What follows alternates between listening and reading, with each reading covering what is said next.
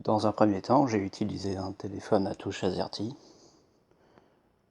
un clavier enrichi qui m'a permis d'envoyer quand même quelques SMS, et puis j'ai rencontré beaucoup de petites résistances parce que j'étais habitué à envoyer des messages par mail, par WhatsApp et compagnie.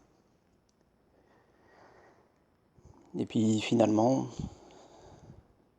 il faut se poser quelques questions et faire des choix, et pas se laisser porter par ses caprices et ses exigences, qui sont un autre mot pour parler de ces besoins que l'on se crée à soi-même.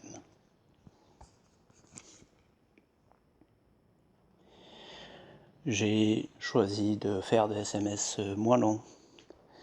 J'ai proposé à mes contacts de passer par mail ou SMS lorsqu'il y avait des choses importantes.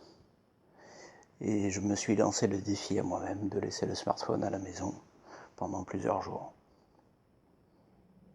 Il reste ensuite à s'auto-analyser et comprendre ses propres réactions lorsque l'on ne peut pas faire des habitudes induites. Et c'est toute la question de rationaliser ses usages, de rétablir des frontières là où elles ont été rendues presque transparentes, et faire son choix de consommation. C'est la racine même du choix de ses habitudes de vie.